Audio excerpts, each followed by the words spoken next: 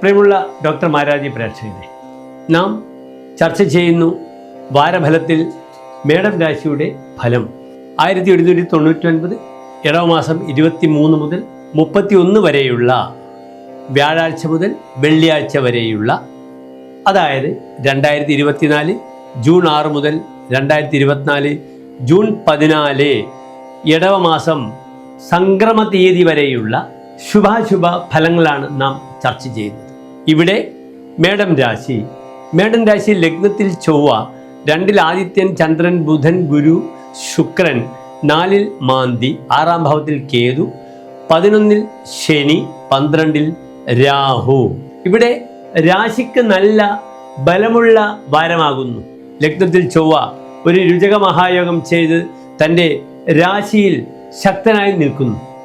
ഏത് ഗ്രഹവും തൻ്റെ സ്വന്തം ക്ഷേത്രത്തിൽ നിൽക്കുകയാണെങ്കിൽ അതിൻ്റെതായ ബലവും ഫലവും ആ ഗ്രഹം നൽകുന്നതാണ്. ഇവിടെ ചൊവ്വയുടെ ആശ്രയഫലം തന്നെ വളരെ നല്ലതാണ്. സേനാനീർ ബഹുവിത്ത ധാരതനേഹ, സേനാം നയതി, ഒരു സേനയെ നയിക്കുന്നുവെന്ന്. അതിനാൽ കർമ്മമേഖലയിൽ പ്രത്യേകിച്ച് പോലീസ്, മിലിറ്ററി ഓഫീസേഴ്സ് അല്ലെങ്കിൽ as A militants, civil officers, ഇവർക്കൊക്കെ ഈ ചൊവ്വയിൽ ഈ വാരം തികഞ്ഞൊരു അധികാരം തരുന്നതാണ്. ആ അധികാരത്തിൽ അഹങ്കരിക്കാതിരിക്കുക എന്ന് മാത്രം. ചൊവ്വ പ്രായേണ ഈഗോ ഉള്ള ഒരു പ്ലാനറ്റാണ്. ഇവിടെ കർമ്മവും വളരെ ശുഭമാകുന്നു. കർമാധിപനായ ശനി 11-ാം ഭാവത്തിൽ നിൽക്കുന്നു, ശക്തനായി നിൽക്കുന്നു. പക്ഷെ അത് ബാധാഭാവമാകുന്നു. നല്ല കർമ്മം ചെയ്തിട്ട് ദുഷ്കർമ്മം ഫലമായി വരുമെന്നാണ്. അതുകൊണ്ട് തൻ്റെ കർമ്മമേഖലയിൽ ചെയ്യുന്ന ജോലികൾക്കൊക്കെ സസൂക്ഷ്മം വിലയിരുത്തി ചെയ്യുക, കാര്യങ്ങൾ അപഗ്രഥിക്കുക, പഠിക്കുക, ചെയ്യുക. ഇവിടെ 2-ാം ഭാവത്തിൽ ധനസ്ഥാനത്ത് ശുക്രൻ ബലവാനായി നിൽക്കുന്നു. 2-ാം ഭാവത്തിൽ 5 ഗ്രഹങ്ങളുടെ യോഗമാണ്. ഈ ദിവസം വ്യാഴാഴ്ച കറുത്ത വാവാണ്, അമാവാസിയാണ്. ചന്ദ്രൻ വളരെ ദുർബലമാണ്. ചന്ദ്രന് മൗഢ്യമുണ്ട്, പക്ഷേ വ്യാഴത്തിന് മൗഢ്യമില്ല. ഭാഗ്യാധിപനായ വ്യാഴം വളരെ ബലവാനായി വന്നു. കവിത്വ മതിർ ദണ്ഡ നേതൃത്വ ശക്തി, ശിക്ഷ നടപ്പിലാക്കാനുള്ള അധികാരവും നേതൃത്വ ഗുണവും 2-ലെ വ്യാഴം പ്രദാനം ചെയ്യുന്നു. ഒരു കേസരി യോഗമുണ്ട്, എങ്കിലും ചന്ദ്രൻ ദുർബലമാണ്. ഇവിടെ ശുക്രനും വ്യാഴവും ബുധനും കൂടിയുള്ള ത്രിഗ്രഹ യോഗവും വളരെ ഗുണകരമാണ്. ഏതായാലും ഈ വാരം മേടൻ രാശിക്കാർക്ക് ഗൃഹ നിർമ്മാണ പ്രവർത്തനവുമായി സഹകരിക്കാം, ഭൂമി വാങ്ങാം, മറ്റ് കർമ്മരംഗത്തുള്ള ആനുകൂല്യങ്ങളും പ്രതീക്ഷിക്കാവുന്ന വാരമാകുന്നു. ഇതിൽ 6-ാം തീയതി വ്യാഴാഴ്ച ഞാൻ സൂചിപ്പിച്ചു, കറുത്ത വാവാകുന്നു. 7-ാം തീയതി വെള്ളിയാഴ്ച മകേരി നക്ഷത്രം, പ്രായണ ശുഭകാര്യങ്ങൾക്ക് ഉപയോഗിക്കാം. പക്ഷെ ഇവിടെ തിഥി ദുർബലമായ തിഥിയാണ്. ദാരിദ്ര്യം പ്രതിപദം കുര്യാത്, പ്രതിപദം പ്രഥമ തിഥി വെളുത്ത പക്ഷത്തിലേത് ദാരിദ്ര്യത്തെ ഉളവാക്കുന്നു എന്നാണ്. അതുകൊണ്ട് സാമ്പത്തികമായ വിഷയത്തിലുള്ള ഇടപെടലുകൾ വെള്ളിയാഴ്ച ചെയ്യാതിരിക്കുന്നത് ഉത്തമം. 9-ാം തീയതി പുണർദ നക്ഷത്രം വളരെ അനുകൂലമായ ദിവസമാകുന്നു.